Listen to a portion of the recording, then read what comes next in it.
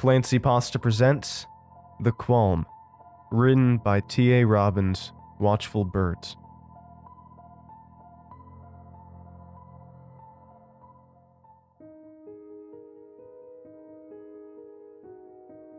I thought everybody had a qualm.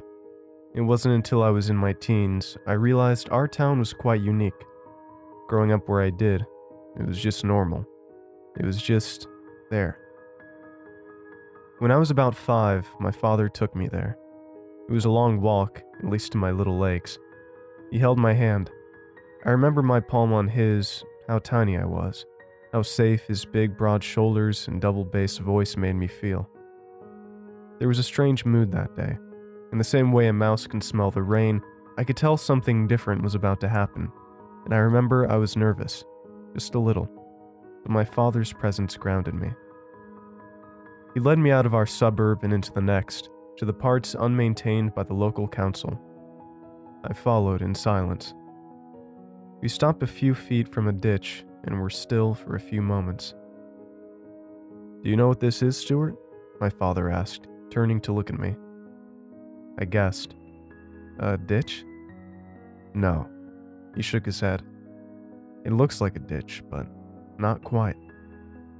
He held my hand still, and we stood together, lightly buffeted by a cool wind. It picked up leaves and spun them in pinwheels, and laid them back to earth. I peered in. The ditch ran about 20 meters, which seemed huge then, and about 2 across. It was deep enough I couldn't have gotten out without climbing. On the sides were roots and rocks, and dirt the color of coffee grounds. Scruffy grass lined the top. I was confused. "Look at the bottom," my father said. I did. The bottom was much the same as the sides, just dirt. "I can't see anything," I protested, and my father kept his eyes on the ditch and said, "Look closer." I looked. I imagined myself the civet cat, a prick-eared hunter, searching for prey, then the deer, hidden, still as a statue in the trees, eyes wide, alert for danger. The shadows of the dirt clods caught my eye, and I imagined drawing them, the texture, the depth, a thought far more complex in concept than I had the words for then. Interesting, yes, but it was still a ditch. And then something moved in my perception, and I froze, as I saw. Something shifted. On a surface level, it looked like nothing was different, but looking closely, there was a layer there. Something moving not quite aligned, superimposed like a photograph taken on pre-used film. It made me feel strange. If I was older, I might have run screaming, but I was 5 and malleable, and my father was security itself. "Is it a river underneath?" "Not any river you know. Do you see it?" "It's moving." "Yes." I watched it in awe, quantum ripples curling through layers deep, like the fractal film of oil on water, fascinating but almost like an optical illusion, hard to wrap your head around. But my father brought me here. It must be real. So I took it at face value. And then it was dirt again, just dirt, in 2 dimensions. "What is it?" I asked. "It's called the Qualm." I'd heard the word before, but never knew what it meant. This definition seemed as good as any. And as most 5-year-olds from loving families do, I trusted my parents implicitly. So you understand why I stood at the edge of a ditch and listened to my father, why I accepted it without question. "The Qualm is a vessel," he told me, even and calm. "Of sorts. Nobody knows where it came from. Nobody knows how it works or how it exists. I think it's always been here, in some way or another. The Qualm is here to help you. When you feel sad or angry and you can't hold it in any longer, you have qualms about something, or you're worried about something and just want to feel better. You can come down here and tell it to the Qualm, and it will take the bad feelings from you." "How?" I asked, amazed. "Nobody knows. He looked up and down it, still holding my hand. It just does, somehow. But there are rules, just two. I need you to listen and make sure you understand. Stuart? I nodded. I could hear how serious he was. Okay, number 1. He held up one finger. After you have used the qualm for the first time, you do not climb inside. No crossing it by walking through, no fetching something that falls inside. If that happens, use a stick to get it out, or you call for help. If you want to get across it, you walk around. You can jump across it if it's an emergency, but you might fall in, so you walk around. He gave me a look to make sure I understood, and I nodded solemnly. He nodded back, seeming satisfied. Good. Number 2. He held up 2 fingers. You don't take the mick with the qualm. Don't overuse it. You cannot come and talk to it every day. You get 1 turn a month. 1. You must never, ever do more than once a month. Why? I asked. It's too much, he told me. It'll overfill it. Do you understand? I nodded.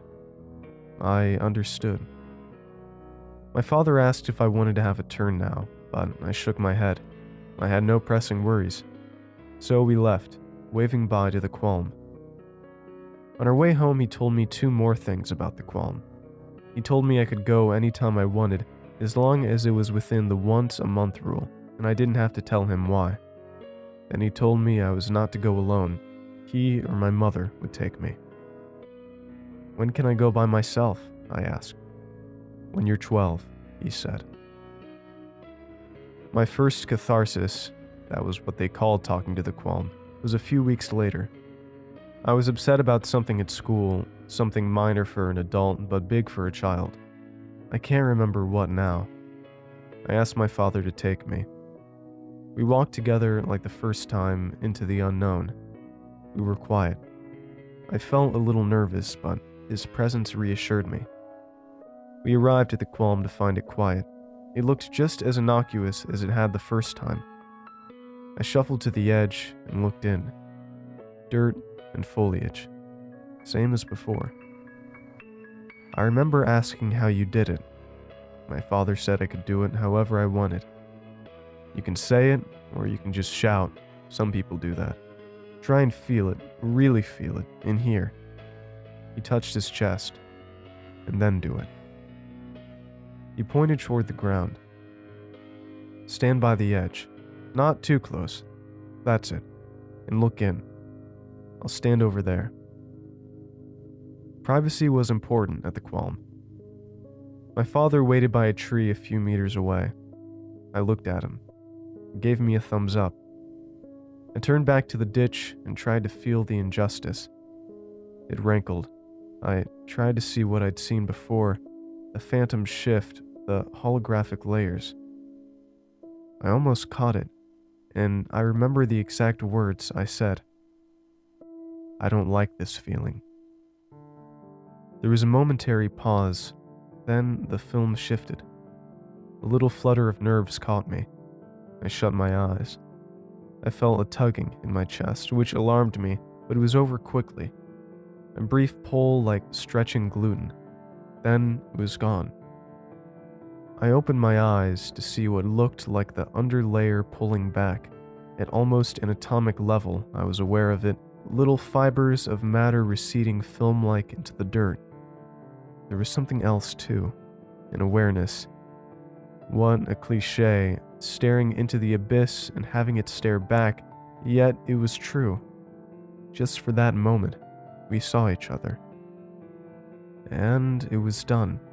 The dirt was just dirt, the qualm empty. I felt lighter. Good. I think I laughed. My father came to get me and asked how I felt. I told him it was gone. He nodded, smiled, said, "Remember, once a month." And I nodded. And we went home. The thing about the qualm, and I suspect another reason we weren't allowed to use it more frequently, was how easy it could be to become reliant on it. It was why I always tried to process things myself before I did a catharsis. Going to the Qualm did not make you happy. It didn't stop you feeling bad. It made you feel normal. And even in my childhood mind, again without the vocabulary to express it, I saw the danger of the Qualm. I began to understand how it could become addictive. Now, the Qualm wasn't a secret. Everyone around me knew about it, so I thought it was normal to have one. My mother and father went to the Qualm to purge themselves of any bad feelings. My siblings too. I was the third of 4, and my sisters already knew. In our family, we learned when we were 5. When my little brother first visited 2 years later, he crept into my room and told me all about it. The Qualm was a useful thing for us over the years. When I was 10 and my grandfather died, I sat with my grief for 2 weeks until I had time to go again, and screamed into the abyss until it dragged my pain away. My eldest sister had turned 12 the year before, so she took me and looked away and covered her ears. When I was 13 and the girl I liked didn't like me back, I was 13 and this was serious. I gave myself a few days and cried into the Qualm. It soothed me. When I got in trouble at school for something that wasn't my fault, I came down to the Qualm. When I argued with my friends, I grumbled into the Qualm. It was like free supernatural therapy. Of course, we were encouraged to process our feelings as best we could, and privacy was a big thing too. If somebody else was doing catharsis, you had to stand far back, enough that you couldn't hear them, and wait for them to finish. That was manners. As for never walking inside it after your first catharsis, it was easy not to do, but I wondered if it did not extend to other animals besides humans. In all my visits, I had never seen an animal inside, but occasionally they would be at the edge and skitter away when they saw me. Either it was a coincidence, or the Qualm held sway over them too, though I did not know if they avoided it or utilized it. One day when I was 14, I was playing with my brother in the backyard. Our sisters, Elsie and Melissa, were out front. We were thwacking a ball back and forth. My brother was in a testy mood and eventually suggested a walk to the Qualm. I accepted. I had no catharsis to make, but went anyway, figuring why not. So Caleb and I went to the Qualm, past our sisters, picking our way through foliage and talking about nothing in particular. When we got there, it was already occupied, so we hung back and waited for the man to finish. On his way out, he nodded to us and averted his eyes. "I think that guy was here last week," Caleb said. I frowned. "Couldn't have," I said. "Nobody's that barefaced." I stood back and covered my ears while Caleb shouted his catharsis. When it was done, he tapped me on the shoulder. He looked looser, lighter. "You want a turn?" he asked, but I shook my head. "No, another day." We went home. 2 weeks later, I went by myself. I went at night, as is my preference, picked through the foliage as usual. It was eerie in the dark, but I liked it. The world gleamed silver in a pleasing way, and it was quiet at night. There was less chance of having to wait your turn. But not that night.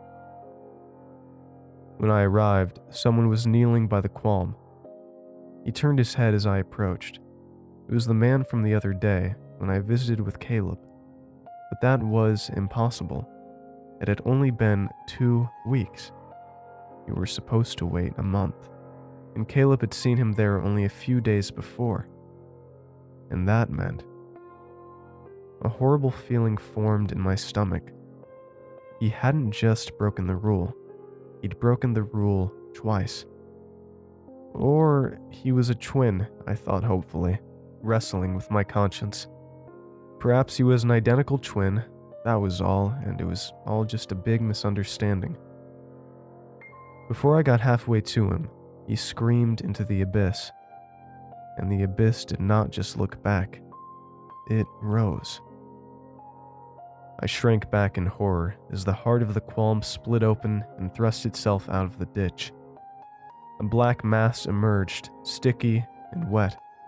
It broiled over with peak and venom like tar, thick, dark as night on the North Sea, glistening, listening, angry. It writhed. It no longer only heard, but told. The void had stretched to convexity in its rage, and I felt its chilling radiance from where I stood, frozen behind a tree. The man stumbled back, but the qualm was quicker. A thing, like a tentacle of blackness, reached for him and seized his face. He buckled. It held him there for a moment, his screams untaken by the void, and returned him back to the ground on which he lay. Then, as though nothing had occurred at all, the tentacles shrank back into the ditch, and the qualm was still. I ran over. The man lay absolutely still in a crumpled heap. He looked. I leapt back, heart racing. His face, it was completely black, dark as the abyss, and his whole body radiated a very slight chill. I swore and grappled for my phone. I called an ambulance first, then my parents. The qualm did not move. The man stirred. The blackness drained from his face as he woke, mumbling incoherently. I tried to tell him where he was, but I didn't have time. As soon as consciousness had set in, he began to scream, screaming like he was being attacked, like he'd had the most horrible fright. I tried to stop him, I really did, but he was a grown man and too wound up. He ran, and by the time the ambulance and my parents arrived, he was gone. They found him sprinting across the main bridge over the river. He was about to jump in. They managed to subdue him, which was a struggle. A passerby had to help. When they took him to the hospital, he kept trying to harm himself in the ambulance. When I went to bed that night, my father tucked me in. He sat on the edge of the bed and asked if I wanted to talk about what happened. I didn't. He said that was fine. Then he asked me if I understood what had happened, and I said yes. I understood. This was what happened if you broke the rules. That man spent the next few years in and out of psychiatric hospitals. He had to undergo extensive therapy. All those catharses into the void, and if the qualm overflowed, if you used it too much. It took him years to recover. Now, I still go to the qualm if I feel the need, and it sits and it listens, enlightens. I never forget. I count the days between visits and treat it with care, because I do not want the void to blacken and churn and throw 1,000 qualms back out at me. I do not want the weight of that horror to touch my heart. My catharsis cleans me. That would destroy me. I go, I do, but I never break the rules.